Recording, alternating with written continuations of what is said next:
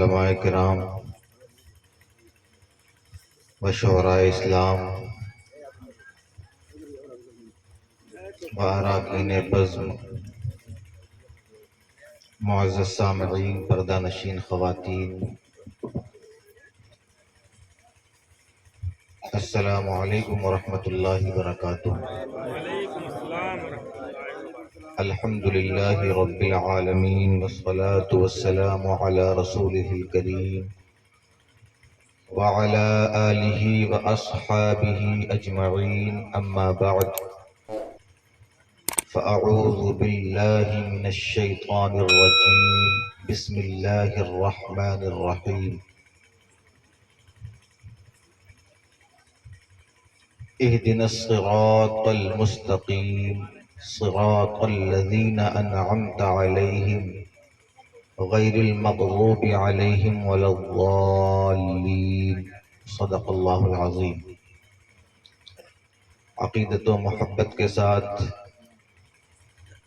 نذرانہ عقیدت پیش کریں، پڑھیں اللہم صلی علی سیدنا و مولانا محمد وعلى آل سيدنا ومولانا محمد كما تحب وترضى بأن تصلي عليه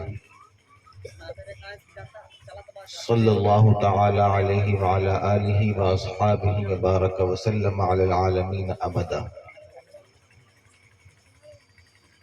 کافی دیر سے آپ حضرات نعت شریف، منقبت شریف سماعت کر رہے ہیں۔ میرے بعد بھی ایک خطاب آپ کو سننا ہے۔ میں کوئی خطاب کرنے کے لیے آپ کے سامنے حاضر نہیں ہوں، بس چند منٹ آپ کا قیمتی وقت لینا چاہتا ہوں اور کچھ چند اہم باتیں آپ کے سامنے پیش کرنا چاہتا ہوں تاکہ آپ کے عقیدے میں مزید مضبوطی آئے، آپ کے عمل میں مزید اصلاح ہو، آپ کے معاشرے میں تبدیلی آئے اور ہم ایک اچھے مذہبی دینی معاشرے میں اپنے شب و روز گزاریں۔ اسی سلسلے میں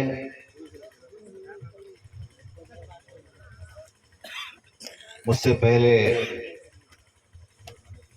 حضرت مولانا مہتاب نوری صاحب اللہ نے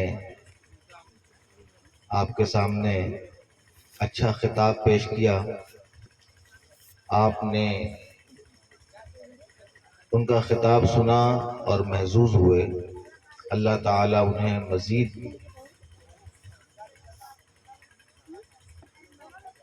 اصلاح کرنے کی توفیق عطا فرمائے اور آپ لوگوں کو اللہ تبارک و تعالی مزید اصلاح سماعت کرنے کی اور اس پر عمل کرنے کی توفیق عطا فرمائے۔ جیسا کہ مجھے یہ اطلاع ہوئی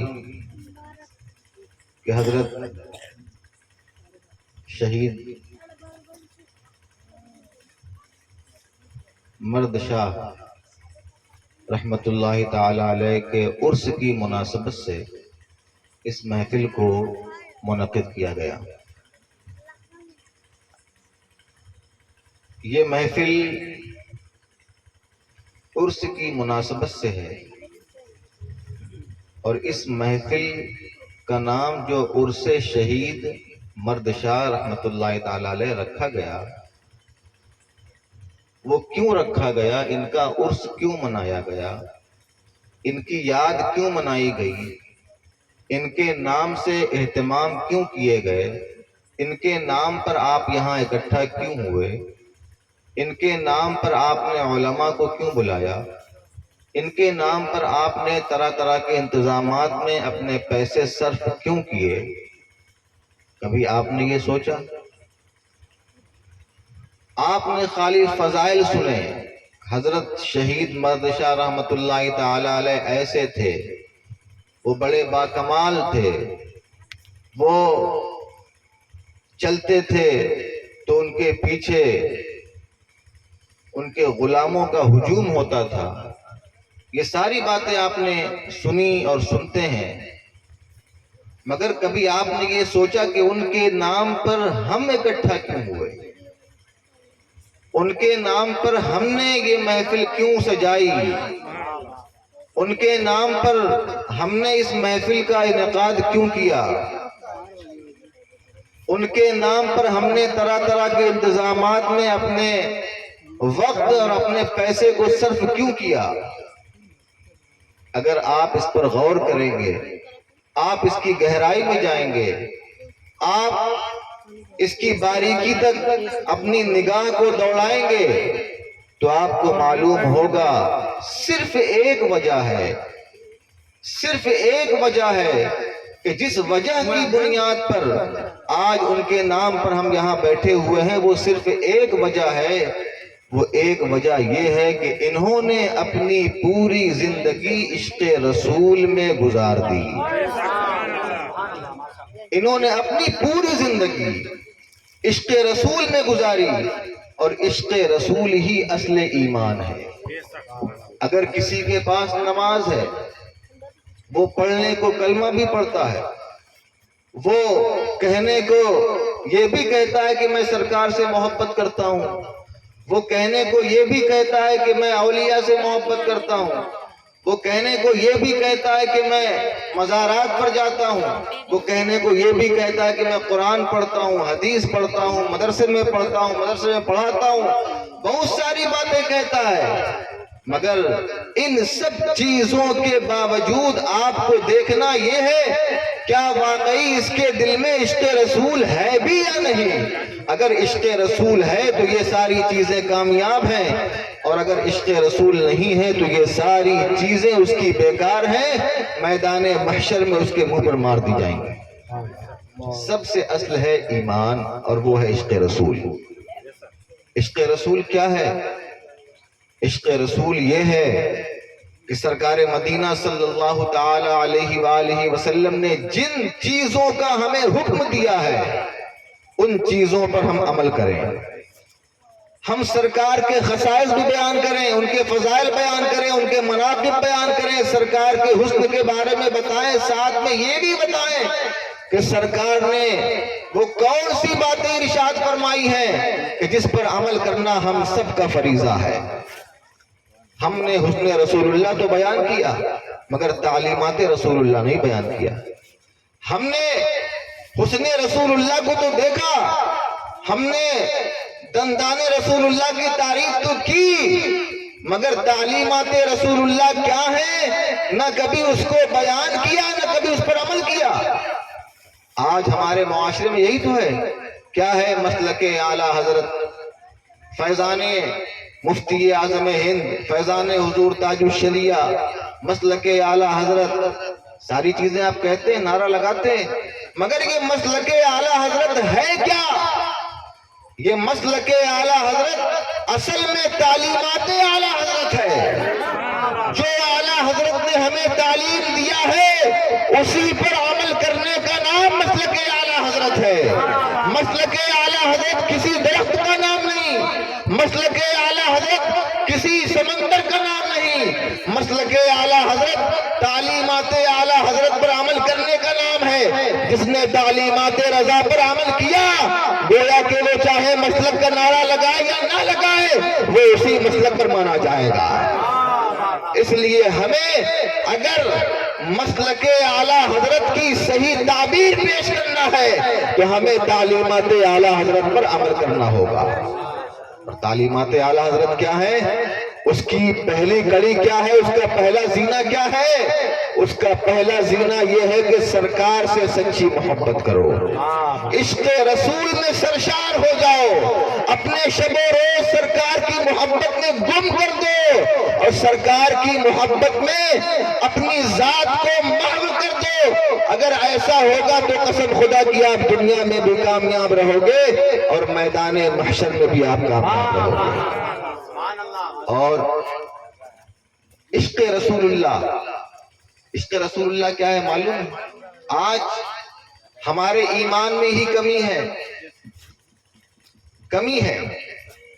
صحابہ کا مجمع ہے، سرکار مدینہ تشریف فرما ہے، سرکار قبر کے حالات بیان کر رہے ہیں۔ منکر نکیر ایسے ہوں گے،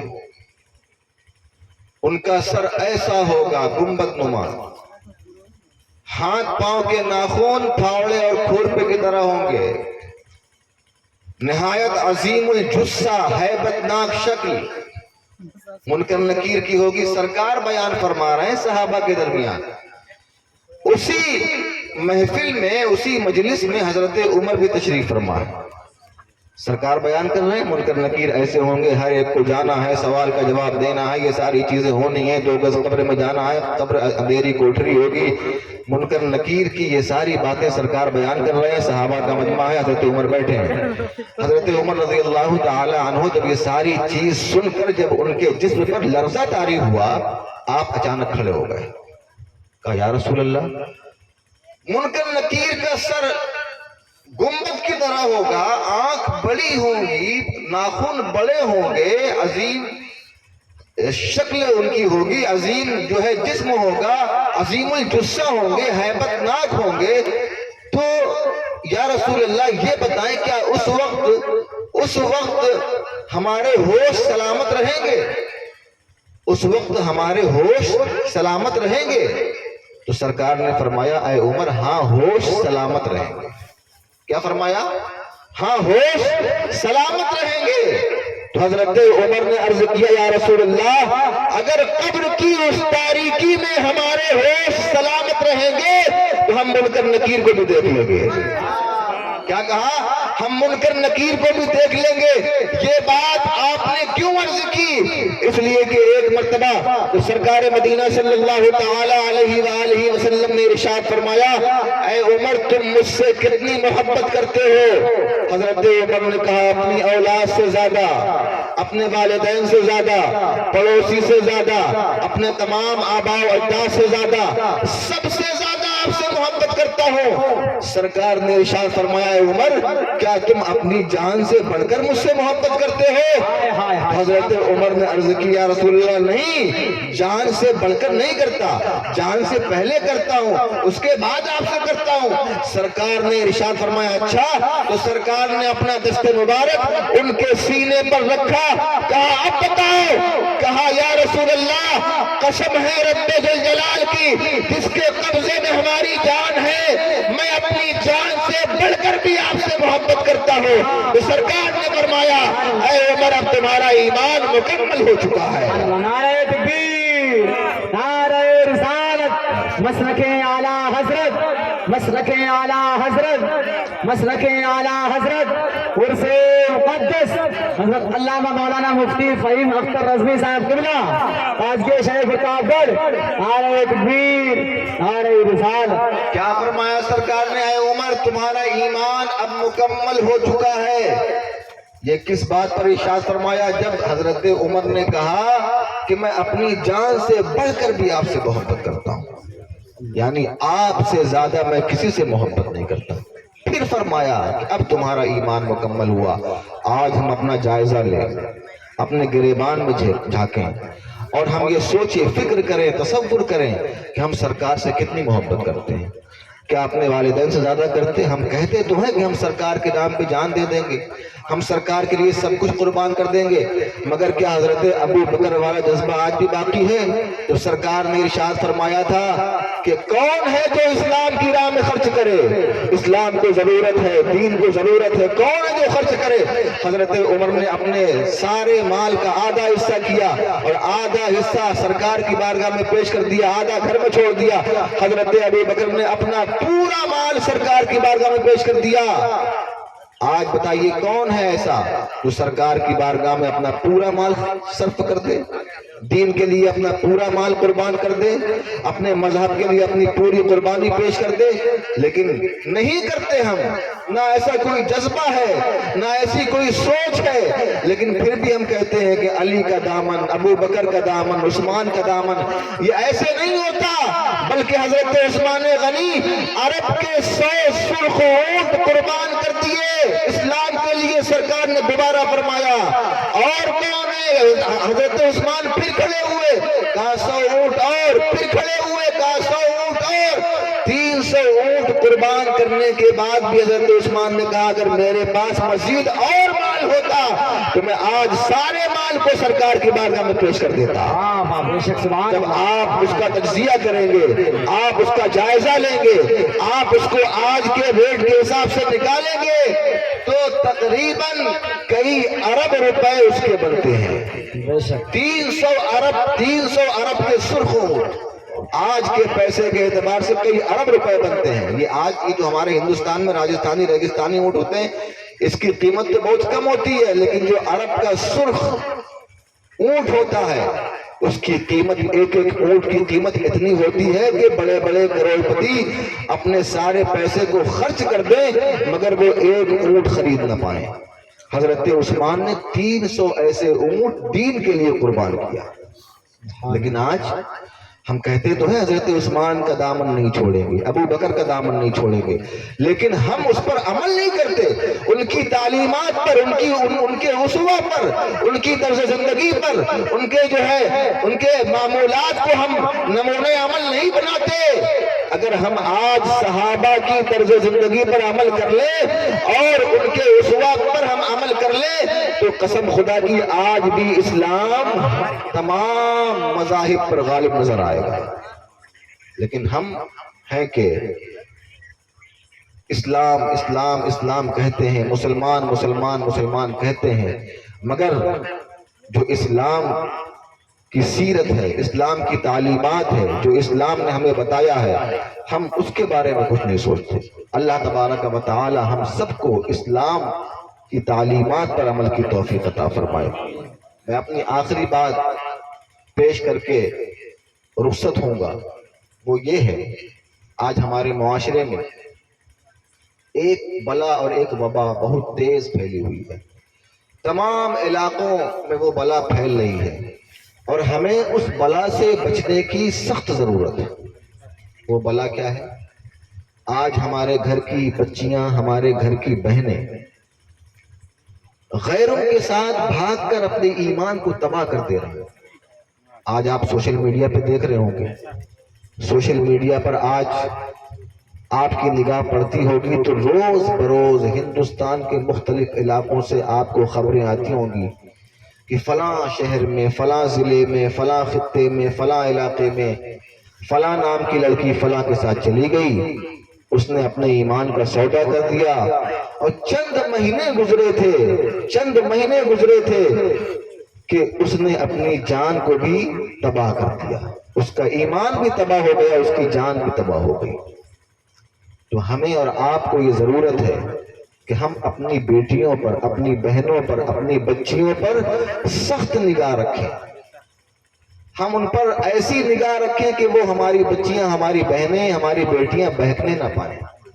اور ہماری بہنیں بھی یہاں بیٹھی ہیں, میں ان سے بھی گزارش کرتا ہوں, اپیل کرتا ہوں کہ آپ لوگ برائے مہربانی ایسوں کے فریب میں نہ آئیں.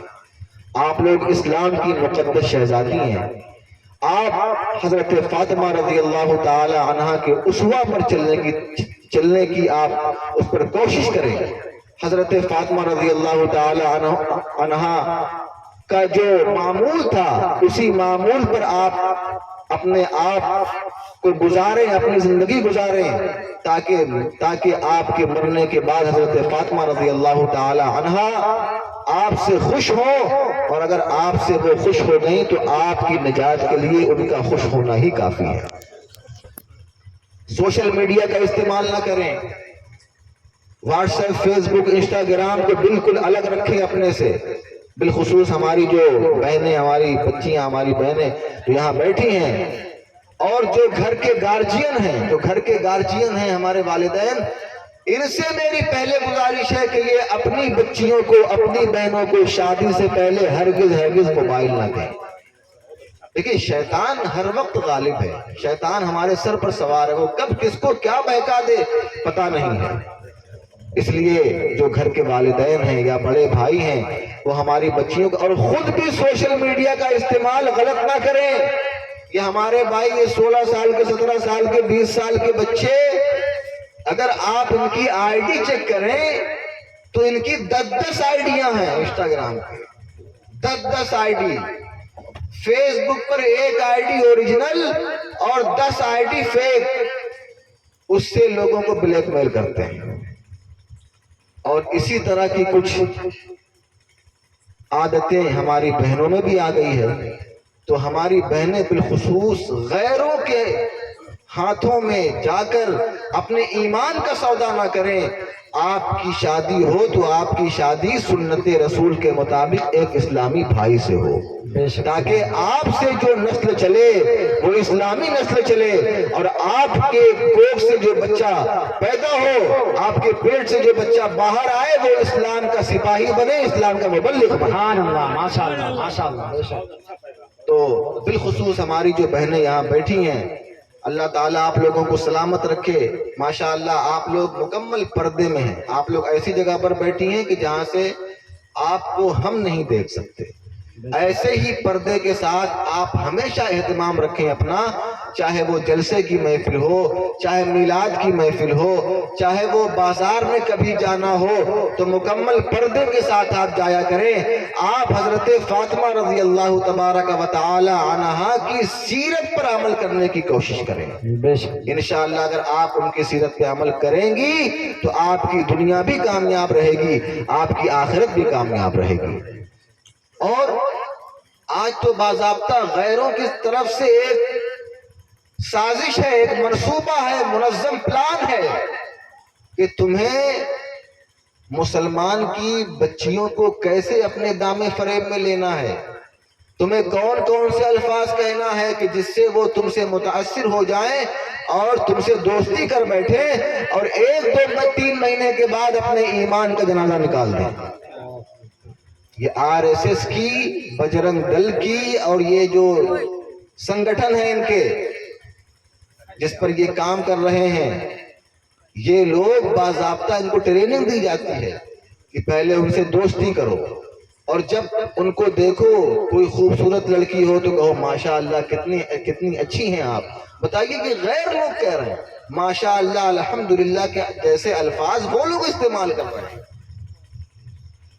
الحمدللہ ماشاءاللہ آج ہم بھول گئے، وہ لوگ باضابطہ سازش کے تحت اس کو پیش کر رہے ہیں، اور اسی سازش کے تحت وہ ان کو اپنے دامے فریب میں لے رہے ہیں اور ان کے ایمان کا جنازہ نکل رہا ہے. تو ہماری بچیاں، ہماری بہنیں اس چیز سے بالکل اپنے آپ کو دور رکھیں. اور جو گھر کے گارجین ہیں، پہلا تو ان کا یہ فرض ہے کہ وہ ان کے ہاتھ میں شادی سے پہلے ہرگز موبائل نہ دیں. وہ کتنا بھی آپ سے کہیں کہ ہمیں اپنی سہیلی سے بات کرنا ہے، ہمیں کالج کی تعلیم لینا ہے، نہیں، کالج کی تعلیم لینا ہے ٹھیک ہے، موبائل لو، یوز کرو، لیکن سامنے ان کا گارجین بیٹھا ہو، سامنے والد بیٹھے ہو، سامنے والدہ بیٹھی ہو، سامنے اس کا بھائی بیٹھا ہو، اور اس کی سرپرستی میں وہ کالج کی تعلیم موبائل سے لے، اور جیسے ہی وہ تعلیم پوری ہو فوراً موبائل اپنے ہینڈ اوور کر لے. اعلیٰ حضرت فرماتے ہیں ہزاروں لوگوں کو کلمہ پڑھانے سے بہتر یہ ہے کہ اپنے کسی ایک کو غیر نہ ہونے دو. یہ 1000 کو کلمہ پڑھانے سے بہتر ہے. یہ ہمارا، ہم جہاں بھی جا رہے ہیں یہ ہم پیغام دے رہے ہیں. اور مجھے معلوم ہے کہ یہاں پر ایسی کوئی بلا ابھی پھیلی نہیں ہوگی، آئی نہیں ہوگی. اللہ تعالیٰ آپ سب کو محفوظ رکھے. استغفر اللہ ربی من کل ذنب واتوب الیہ.